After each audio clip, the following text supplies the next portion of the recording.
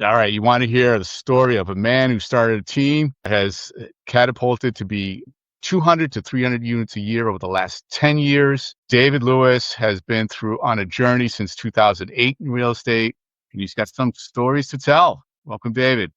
Hey, what's up, buddy? Thanks for having me. I'm excited to be here, and man, so many stories. I don't know if we have enough time to get into all of them, but I'm here for it. Yeah, so many different stories and so many different businesses. So we're going to try to stick to real estate as much as we can. So 2008, you came into the business. Rough time to be doing that. What were you thinking when you got into the business? Well, so interestingly enough, I got licensed in 2008, Okay. right? So I was in my senior year at college at the University of Alabama, and I was a finance major, econ minor with a concentration in real estate. And they said, hey, if you want your real estate license, you can just go take the test. And you're in college, so you're in the spirit of you take tests all the time. And so I crammed for a day and went and got my real estate license. Yeah, so that was the beginning of the journey. I didn't do anything with it. I thought, honestly, I thought coming out of college that the sexier side of real estate was commercial. So I thought I'd go into commercial, but as you just you were alluding to, 2008, 2009 wasn't the best time to be breaking into the commercial real estate world. So, or any real estate world at that point. Yeah. So I spent the next 6 years of my life basically taking any job I could get. I was building sets for TV shows and movies, selling cable door to door, working at restaurants, managing restaurants, some of these usually 2 or 3 at a time. And the whole time I was like reading the Atlanta Business Journal where I'm from, some sort of connection to me that were doing something in the commercial space. And then I would see someone did a deal. I'm like, great, they're not closing. So I would stalk them. I'd go on their website. I'd get sweet talk their assistant for a couple of months until she finally got me a meeting. And they'd be like, David, we love your tenacity. We think you're awesome, but we're closing the doors down next week, or we're on a hiring freeze, right. And that was my journey. I mean, essentially up until like I found myself in 2014 selling roofing in Chicago over the phone from Atlanta. And man, I was the hardest working guy in the room and barely making $40,000, pre-tax. So that I had kept my license the entire time. And on a whim, I'd bought a house and I went to sell my house, and it sold for $5,000 more than I asked for, and it sold in a day. And I was like, well, man, maybe there's something to this real estate thing, especially as a side hustle, because I knew the other thing wasn't doing it. And I walked into a Keller Williams office, and I never looked back. That first year, I think I sold just over 30 homes in a short year. That was January 2014. I worked part-time in my job until April of 2014. I promised myself on nights and weekends I generated enough business to be able to leave full-time. Sold 30 units first year. Never took a look back, man. Never took what you did. And I was like, there's no cap on this. Like, you can get as many of these as you want.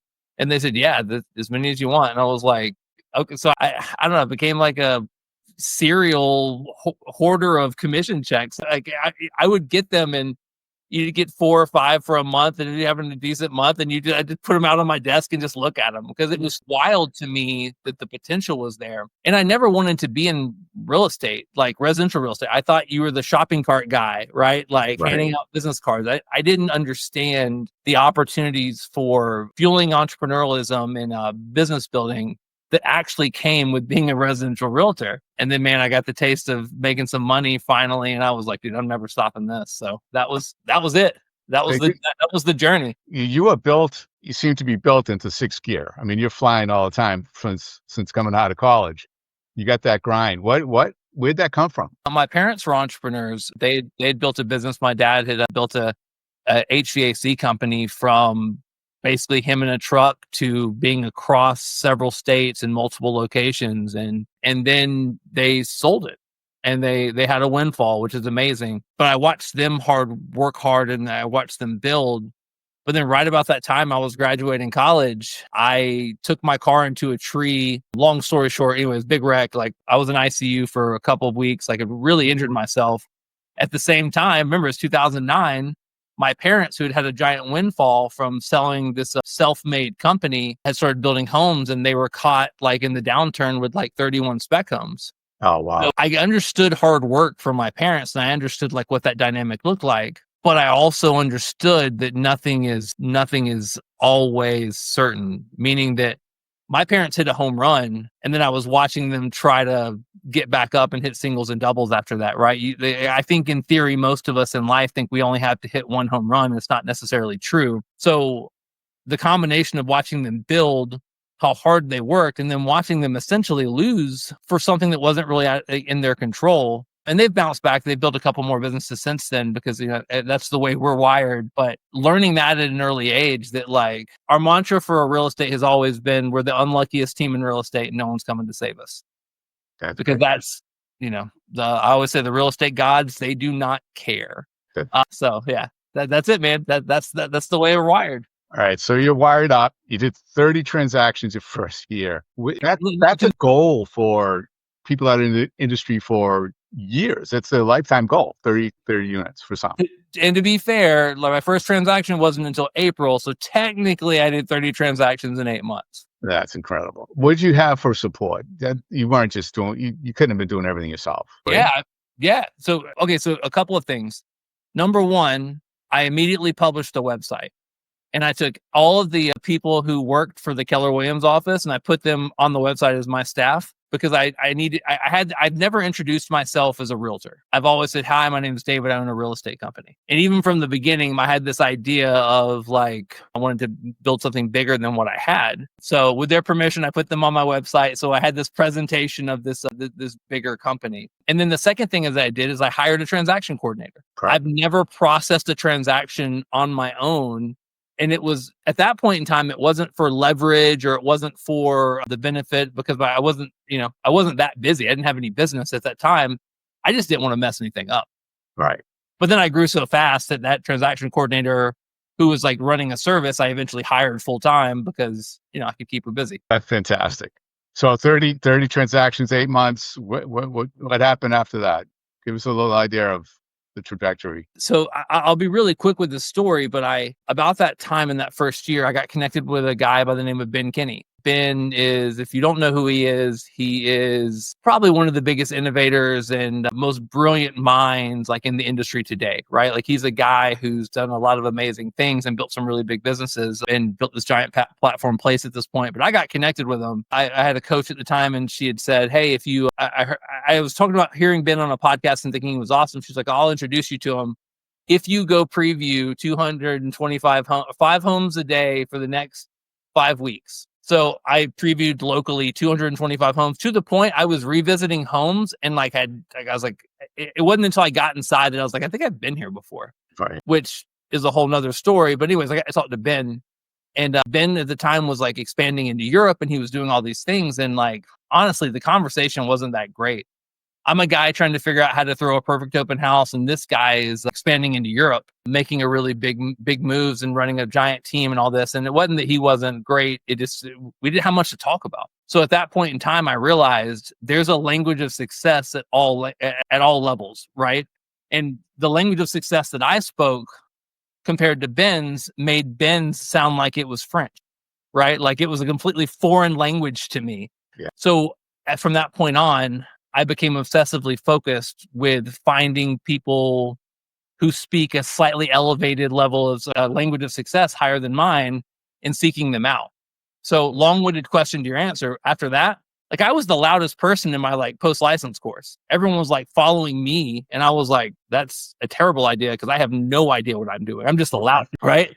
Yeah. So I would find people that did know because what we all thought was important actually wasn't important at that level. So what do people at 250 transactions? What do people at, and just so on and so forth until I was surrounding myself with people like Ben, who I'm now proud to call a friend because we speak that same or a similar level of success. And, that was my journey over the next decade was pursuing that. 30 transactions turned into 75 transactions, which turned into 150. And then we sat at that between 200 and 300 point for, we've been there ever since. That's amazing.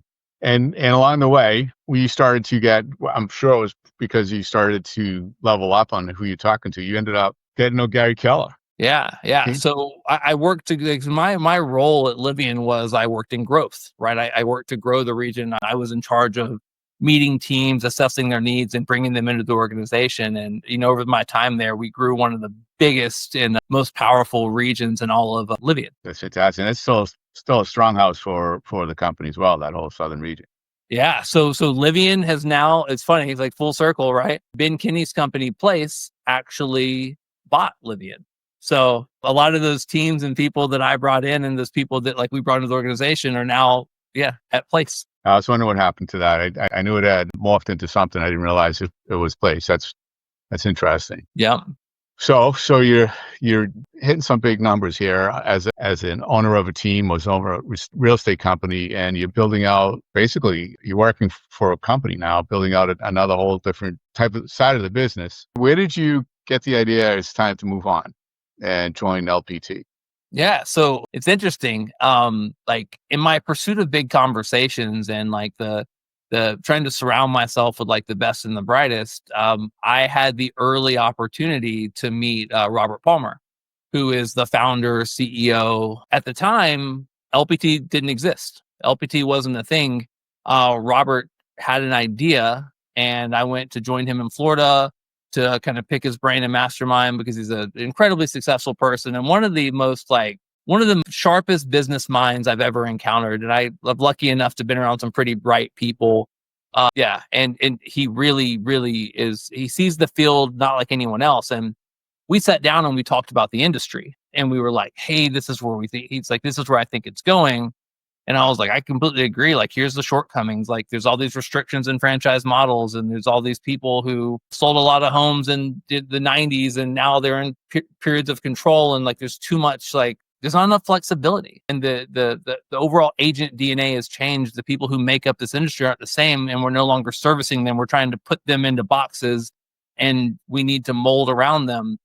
And he said, I have an idea for this company, which became LPT. So we sat down and we whiteboarded it out. And from that point on, I worked with Robert and the people on the executive staff now at LPT to kind of take this thing to the market and kind of build this thing that is now the fastest growing brokerage in history. Inman Innovator of the Year 24 education awards. Like, it's this big monster now that's in almost 50 states. And, it was an amazing journey powered by Robert's brain and the efforts of a lot of people. But I knew then that it was time to make it. Yeah. And what's on the agenda now for you as far as your businesses go? Yeah. So I still work really hard in pursuit of those conversations, like those really big conversations and meeting the best and the brightest. But like, I woke up one day and, through my journey, like I would meet people whose teams were bigger and they had more than I did. And they were like, well, we're starting a title company. I was like, I should have a title company. So I started a title company,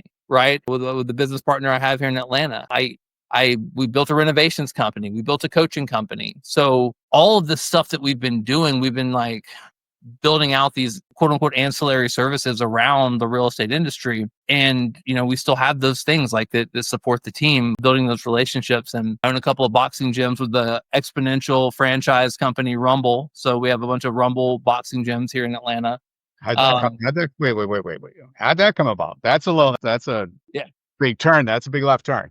Oh, Yeah. right hook. What would you want to call it? Yeah, it's a right hook. We'll call it a right hook. So yeah, so the journey to Rumble is an interesting one because it's the first company that I had opened or participated in that wasn't like adjacent to real estate. All the other times it had been like, in my real estate business, who am I giving money to and how can I keep it in-house? Like, that was kind of the running, whether it be from the investment portfolio or like the renovations company or the coaching company and all of that. But I had been pursuing boxing for a couple of years, and I've been working really hard, and I became partial owner of this group fitness studio where it's traditional boxing, but also a group fitness aspect to it too in Atlanta. And I just wasn't in alignment with like my partner there. And I thought there was probably a better way to do it. And boxing was a passion. I was training, 3 to 5 days a week, sparring a couple of days a week, like learning the traditional boxing thing, because we could talk about this forever, but boxing is one of the most unique disciplines that you can learn. It's interesting because like at its core, it seems barbaric and it seems like this like wildly violent thing, but the intricacies of footwork, the intricacies of timing, the intricacies of maintaining an elevated state of fight or flight for minutes at a time while keeping your composure and executing a game plan. it's a fascinating discipline. And I got pretty obsessed with it. And I exited that relationship that I had with that business partner because we were out of alignment with each other. And I went and found a different brand because I believed in the space. I believed in the ability to make money in that space. And I believed in the overall impact of it. And yeah, so now fast forward, now we're a couple weeks out from launching our first open studio under the new brand. And we have plans for 2 or 3 more in the Atlanta area. So Nice. definitely a right hook, a little bit of a side veer. So Yeah, that's fantastic. Do you find there's a lot of similarities, business being a business and numbers being numbers between real estate, what you're doing, and all the different ventures?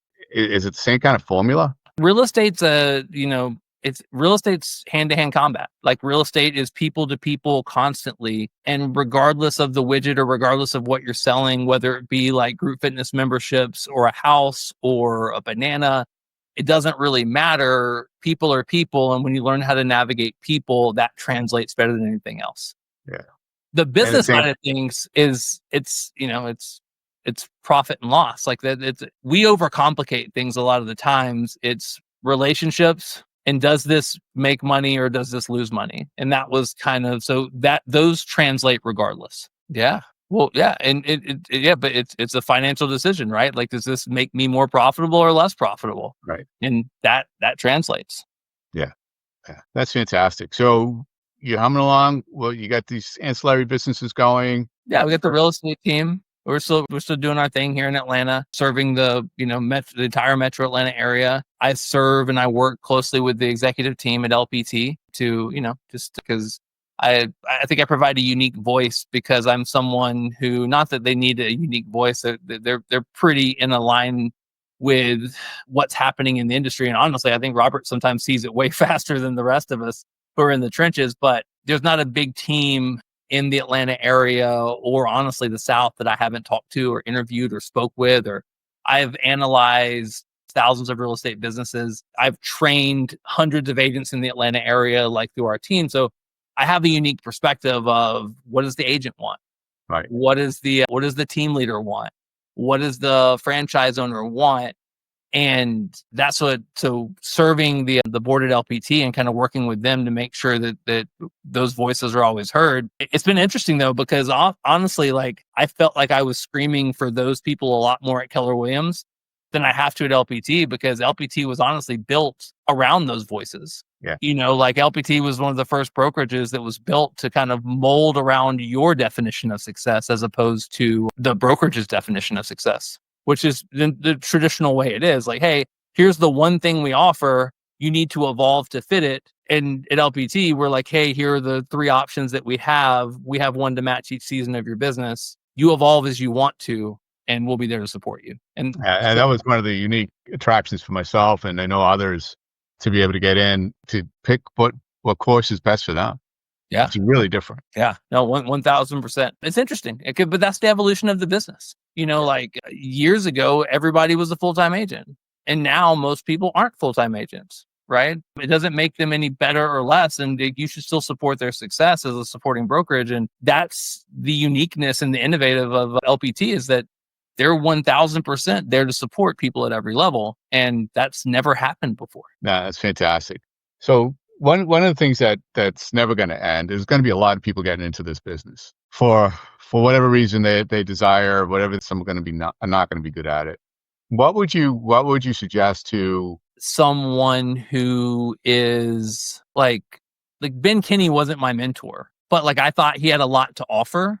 And I thought that so I would listen to the podcast he was on. I would go find his teachings. Like sometimes that mentor, that guiding light can just be someone that you follow. It doesn't have to be someone locally. Like you have to find someone to help you guide it, because it's really complicated in the beginning and it's really complex. And especially in a market like this where it's really pretty hard, you need some guidance. So whether you find a team or you find a mentor, like it's that's the most crucial piece. And you got to find an organization that supports your business, not that tries to put you in their business, right? Whether a good team helps you grow as an independent contractor within their ecosystem, and hopefully you get so good they have to fight to keep. Gary Keller, who I mentioned earlier, said something that was so amazing. One time he said, real estate teams are like college basketball teams, right? You're going to have turnover every 4 years because people either leave and they don't go on to the pros, every once in a while you're going to get a rock star who's going to come in and kill it in the year one, and he's going to be there for one and done, right? So like but the right teams and the right environments and the right brokerages, they support that. They support your definition. If you want to drink rocket fuel and you want to go to the top, great, they support that. If you want to stay right where you are and just have a supportive role and for your little supplemental income for your family, they support that. So find the organization that supports that and that will give you the right guidance and point you in the right direction. Interestingly enough, I didn't say the one that gives you business. Right. Because I think I don't think that exists. I think anyone that promises you like loads and loads of business, like, it doesn't exist, because there's not a load of business. There's not lots of business out there right now. So anyone that says, I can promise you this, it's not true. It's everything is hard work. Everything was uphill, right? It's a John Maxwell thing. Like that's the truth, and that doesn't change. No, and you said earlier that, in this market, it's hard. I've been doing this for 20 years. I haven't found an easy market yet. They differ. It's never easy though. Right. It shifts from what's hard and what's not. But it's always hard work that gets the success, always. So I really appreciate you coming on the show, David. So much more. We could keep going. I want to let you get on to your day. Yeah. It's fantastic. Well, let me jump in and plug something real fast. You go ahead. I didn't mention it earlier, but one of the biggest things we're doing right now is what we're calling the Catalyst Movement. And the Catalyst Movement is the organization that I'm built, and it's just around creation of content that is geared towards meeting you at your definition of success. So it's very much in theme with what we've been talking about. I mentioned me meeting all these people over the years, and I'm really putting that to test now, and I'm interviewing all of these people. So like, if you look at like Mark King, Kristen Cole, Hallie Warner, Shane Reed Moore, Matt Miali, like all these people who are like some of the most brilliant minds in real estate that like most people don't know. And we sit down for like 30 minutes at a time, and I find a way to share that brilliance. And then we also do one class a month. We've done off-market millions. We've done artificial intelligence working smarter. We've done value propositions. You can find it. I'll make sure you have the link so you can share it to your people. That'd be great. But you can follow me on Instagram at TLG Companies. That's at G Companies. And we'll make sure you have the link for Catalyst, because we'd love for everyone to get involved, because it's free. It's just content based. And it's a big passion of ours to make sure that while things are a little tough right now, we're making sure you can hear from the best and the brightest and get connected with them. So that's a big thing that we're doing right now. That's fantastic. And I appreciate you coming on our show and sharing your story. It's definitely inspiring to me, and I'm sure others who are listening. If you like what you're seeing, click on subscribe. Be your best and have fun.